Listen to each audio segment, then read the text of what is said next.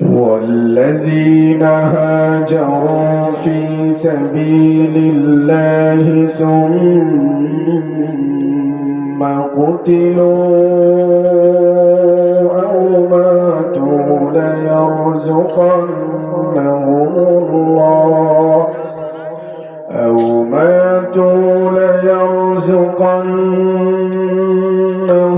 الله رزقا حسنا وإن الله لهو خير الرازقين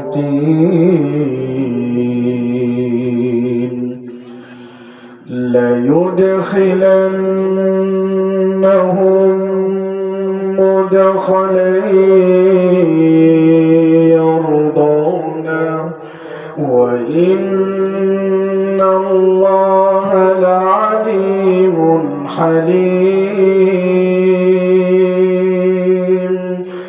ذلك ومن عاقب بمثل ما عوقب به ثم بغي عليه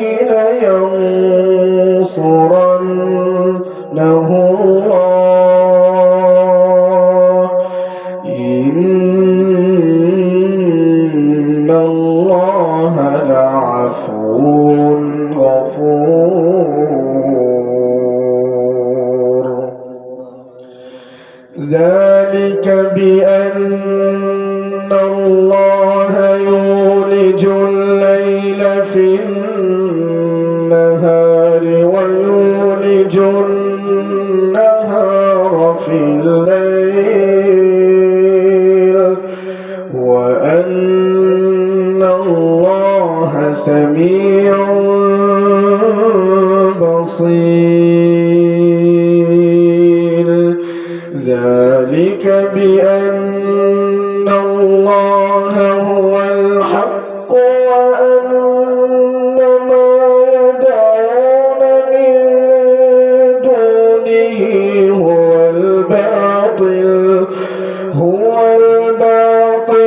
وأن الله هو العلي الكبير ألم تر أن الله أنزل من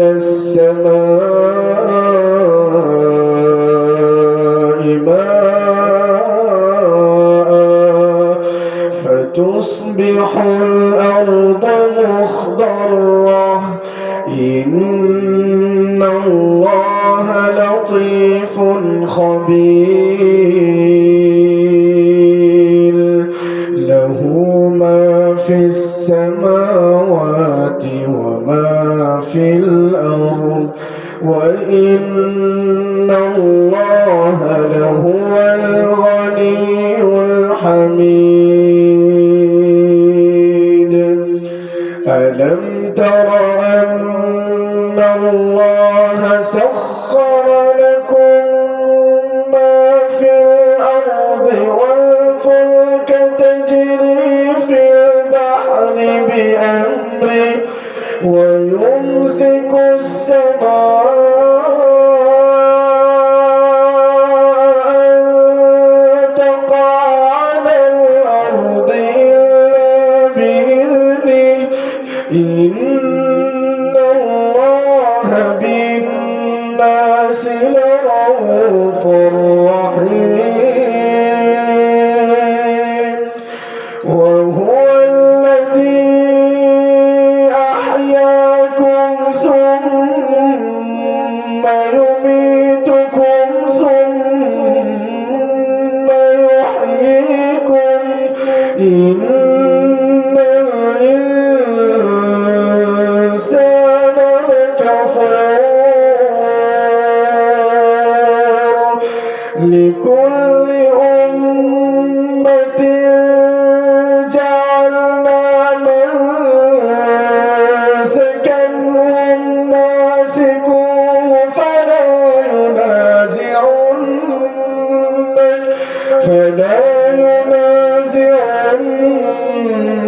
لك في الأمر وادع إلى ربك إنك لعلى هدى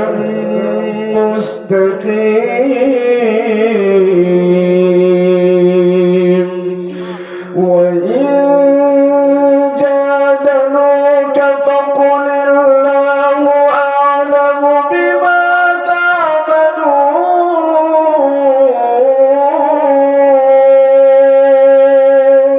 الله يحكم بينكم يوم القيامة فيما كنتم فيه تختلفون ألم تعلم أن الله يعلم ما في السماء والأرض إن ذلك في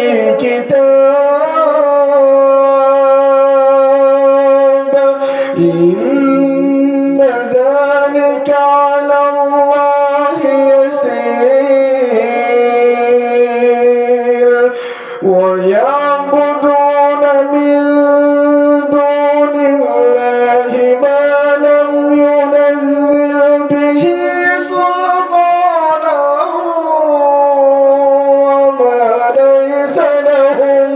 وما ليس لهم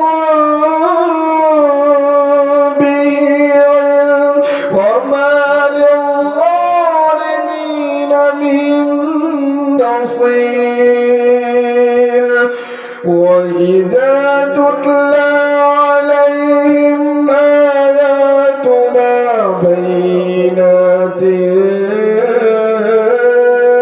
تعرف في وجوه الذين كفروا المنكر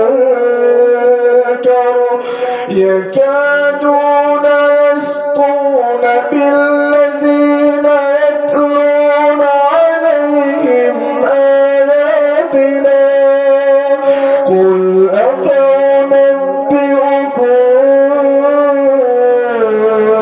بشر من ذلكم النار وعدها الله الذين كفروا وبئس المصير يا أيها الناس ضرب مثل فاستمعوا له إن الذين تدعون من دون الله لن يخلقوا ذبابا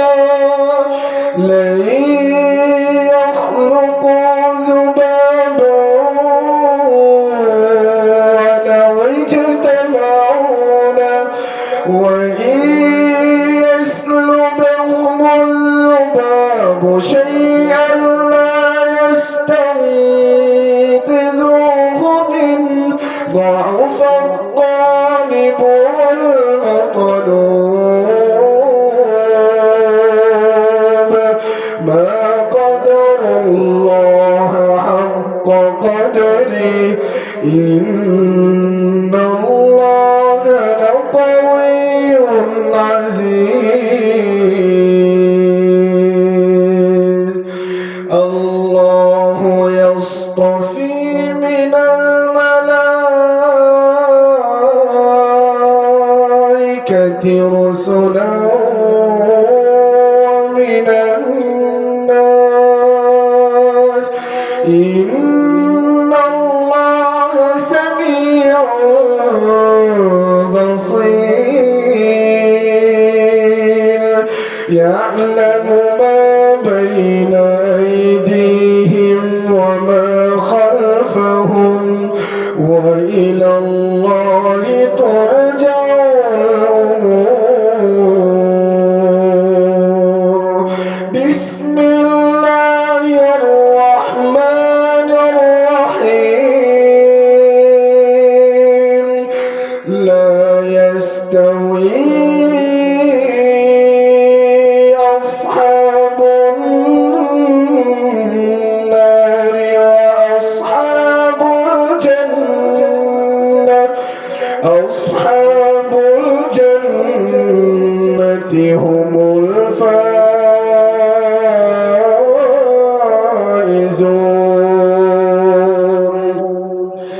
لو أنزلنا هذا القرآن على جبل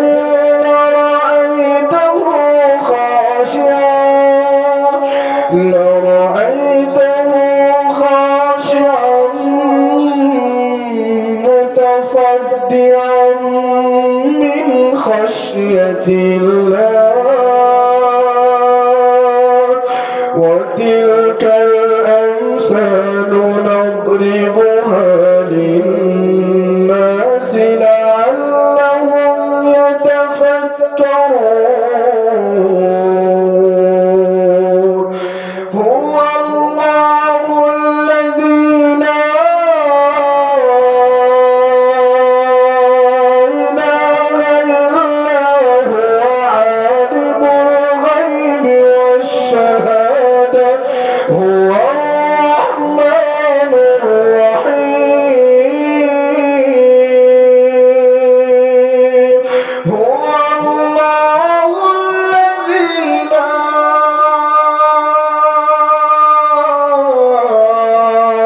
إله إلا هو الملك القدوس السلام المؤمن المهيمن العزيز الجبار المتكبر سبحان الله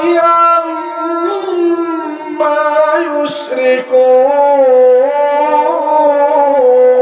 يشركون هو الله الخالق البارئ المصور له الأسماء الحسنى يسبح له ما في السماوات والأرض وهو العزيز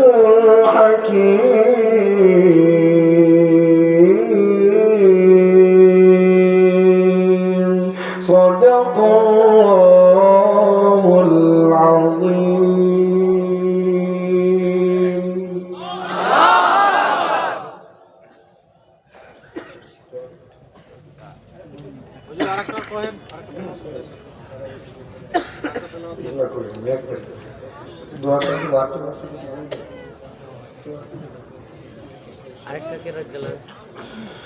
সবাই দরুদ শরীফ বলে আল্লাহুম্মা সাল্লি আলা সাইয়্যিদিনা মুহাম্মাদ ওয়া আলা আলি মুহাম্মাদ কামা সাল্লাইতা আলা ইব্রাহিম ওয়া আলা আলি ইব্রাহিম ইন্নাকা হামিদুম মাজিদ اللهم بارك على محمد وعلى آل محمد كما باركت على إبراهيم وعلى آل إبراهيم إنك حميد مجيد اللهم آمين ربنا ظلمنا أنفسنا وإن لم تغفر لنا وترحمنا لنكونن من الخاسرين ربنا فاغفر لنا ذنوبنا وكفر عنا سيئاتنا وتوفنا مع الأبرار ربنا وآتنا ما وعدتنا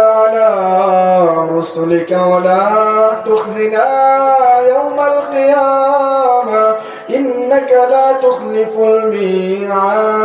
الميعاد اللهم اغفر لنا ذنوبنا وإسرافنا في أمرنا وثبت قدامنا وانصرنا على القوم الكافرين اللهم إنا نسألك الهدى والتقى والعفاف والغنى اللهم إنك عفو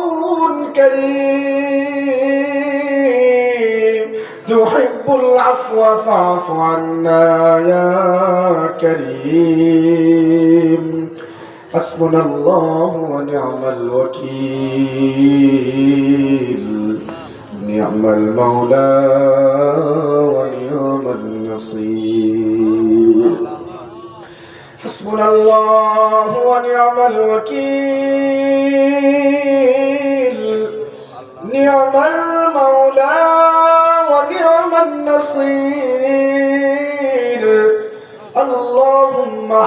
حاسبني حسابا يسيرا اللهم حاسبني حسابا يسيرا رب ارحمهما كما ربياني صغيرا رب ارحمهما كما ربيانا صغيرا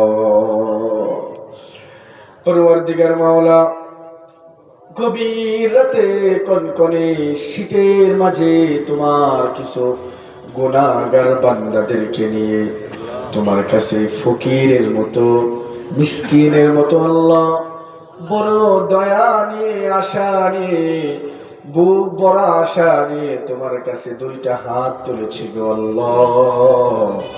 আল্লাহ যাকে তোমার পছন্দ হয় অথবা এই কোরআন কেউ সিলা করে আমাদের গুনাহগুলোকে মাফ করে দাও রব্বুল আলামিন।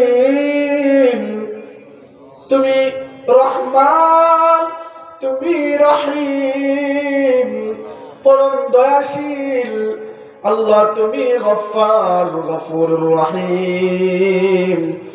ক্ষমা করতে তুমি পছন্দ করো তোমার বান্দাদেরকে আল্লাহ। আমরা তোমার এমন বান্দা, শুধু তওবা করি আবার গুনাহ করি, তওবা করি আবার গুনাহ করি, গুনাহ শুধু করতেই থাকি। মালিক তুমি বলছো বান্দা যদি পাহাড় পরিমাণ পর্বত মালা সমান যদি তোর গুনাহ হয়, তুই শুধু আমি আল্লাহর কাছে তওবা কর, চোখের পানিটা ফেলা দে, আমি আল্লাহ তোর পাহাড় পরিমাণ গুনাহগুলোকে মাফ করে দিব।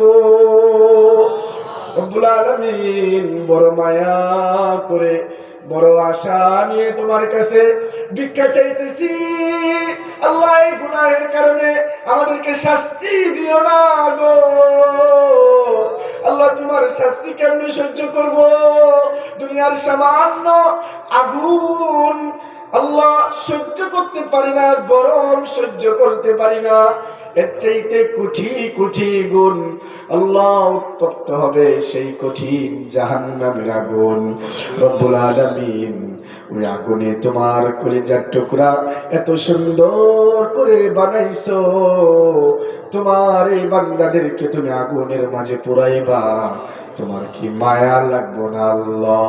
তোমার কি মায়ের সাগরে ঢেউ উঠবে না আল্লাহ? তোমার কি দয়া মায়া আমাদের উপর না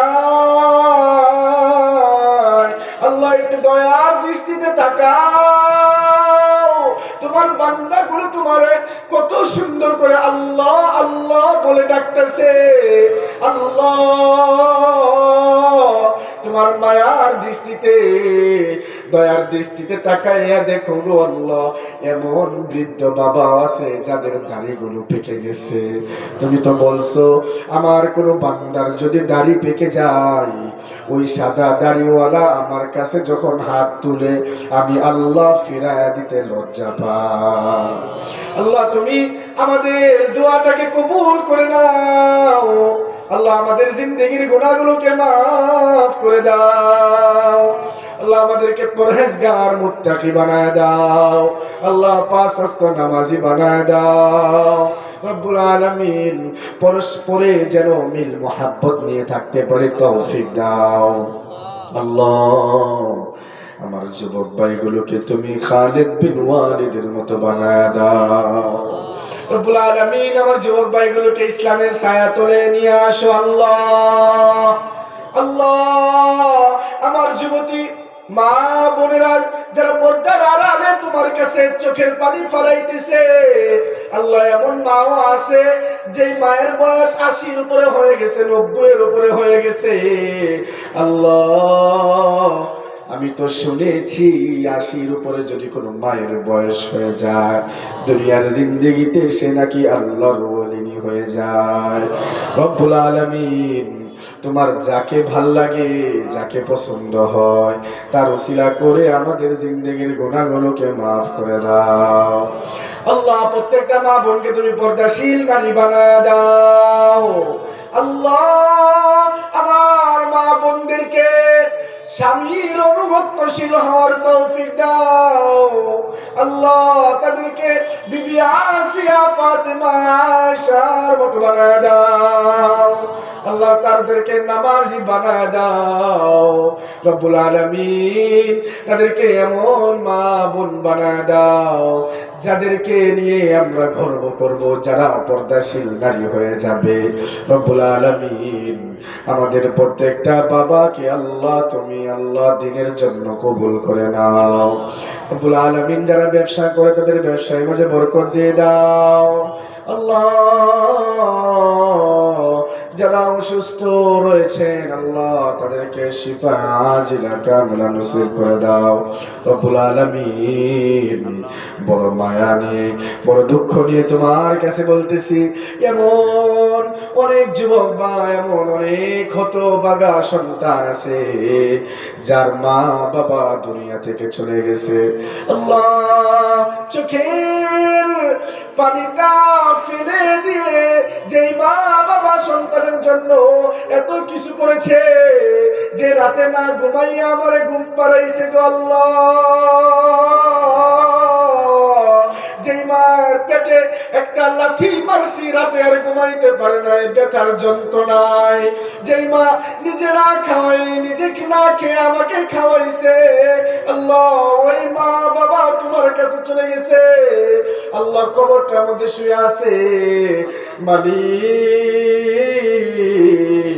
জানি না কার মা বাবা নাই আল্লাহ। ওই মা বাবার কবরটাকে তুমি জান্নাতের টুকরা বানায় দাও রব্বুল আলামিন। শুধু রমজান মাস নয় আল্লাহ, বৎসরের প্রতিটা দিন, প্রতিটা মাস, প্রতিটা বৎসর কিয়ামত পর্যন্ত তাদের কবরের আযাবকে তুমি মাফ করে দাও রব্বুল আলামিন। আল্লাহ, আমরা যারা দুনিয়াতে বেঁচে আছি, আমাদের যাদের মা বাবা আছে, এমন সন্তান আছে মা বাবার সাথে বেয়াদবি করে, আল্লাহ তুমি সহি বুঝ দিয়ে দাও আল্লাহ। পিতা মাতার কথা শুনে না, অবাধ্য হয়েছে আল্লাহ, এমন সন্তানদেরকে তুমি মা বাবার অনুগত্যশীল বানায় দাও রব্বুল আলামিন। তোমার কাছে চাওয়া আল্লাহ, জীবনে একটা বার হলেও যেন এই দুইটা চোখে তোমার কালো গিলাপটা দেখতে পারি গো আল্লাহ। আল্লাহ, এই অঞ্চলের মানুষগুলো অন্তর থেকে তোমাকে অনেক বেশি ভালোবাসে আল্লাহ। ওরা খুব সাদা সিধা মানুষ, ঝগড়া বিবাদ, একে অপরের প্রতি খারাপ চিন্তা দ্বারা নাই গো আল্লাহ। এই অঞ্চলের মানুষগুলো আল্লাহ, আল্লাহ এই মানুষগুলোকে তুমি, যাদের আল্লাহ অর্থ সম্পদ কম, অর্থ সম্পদকে বাড়িয়ে দিয়ে আল্লাহ প্রত্যেককে তুমি তোমার ঘর জিয়ারতের নসিব করে দাও আল্লাহ। আল্লাহ, তোমার প্রিয় হাবিব আমাদের কলিজার টুকরা আল্লাহ, যেই মানুষটাকে, যেই ব্যক্তিকে এত বেশি ভালোবাসি, তোমার পরে যাকে ভালোবাসি, আর তারপরে দুনিয়াতে এত ভালোবাসা কারো প্রতি নাই গো আল্লাহ।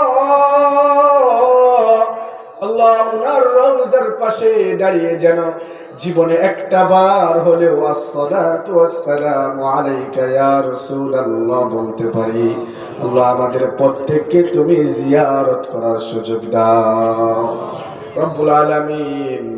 আমি তো শুনেছি, হাদিসের মধ্যে এসেছে, আমার নবী বলেছেন, যে ব্যক্তি তার জন্মভূমি থেকে এই নিয়ত করে যায় নবীর কবরটা জিয়ারত করবে, ওই নবীর জিয়ারত করার পরে নবীর উপরে দায়িত্ব হয়ে যায় তাকে কিয়ামতের ময়দানে শাফায়াত করা। আল্লাহ, আমরা প্রত্যেকে যেন নবীর শাফায়াত লাভ করতে পারি আল্লাহ। আল্লাহ, আমাদের মনের সমস্ত আশাগুলো পূরণ করে দাও আল্লাহ। অনেক কিছু চাইছি, অনেক কিছু চাইতে পারি নাই আল্লাহ, তোমার কাছে অনেক কিছু চাওয়ার আছে আল্লাহ। যা চাইতে পারি নাই আমাদেরকে সমস্ত কিছু দিয়ে দাও আল্লাহ তোমাকে যেন বেশি বেশি স্মরণ করতে পারি, এই দুনিয়া বিমুখ হয়ে যেন আখিরাত মুখী হতে পারি তৌফিক দাও আল্লাহ। আখিরাতের জন্য যেন আমল আখলাক ঠিক করতে পারি আল্লাহ রব্বুল আলামিন। আমাদের দোয়াকে কবুল করে নাও আল্লাহ। যে যুবক ভাইগুলো এই সংগঠনকে সামনে রেখে মাহফিল করেছে আল্লাহ, আল্লাহ তাদেরকে তুমি সামনে আরো বড় করে মাহফিল করার তৌফিক দাও আল্লাহ। প্রত্যেকটা যুবককে তুমি ইসলামের এক একটা খুঁটি বানায় দাও আল্লাহ। অনেকেই শ্রম দিয়ে, অর্থ দিয়ে, পরামর্শ দিয়ে সাহায্য করেছে গো আল্লাহ। কে কে নিয়তে দান করেছে জানি না, প্রত্যেকের দানকে তুমি কবুল করে নাও রব্বানা আতিনা ফিদ দুনিয়া হাসানা وفي الآخرة حسنة وقنا عذاب النار وصلى الله تعالى على خير خلقه محمد وعلى آله وأصحابه أجمعين برحمتك يا أرحم الراحمين. السلام عليكم ورحمة الله وبركاته. وعليكم السلام.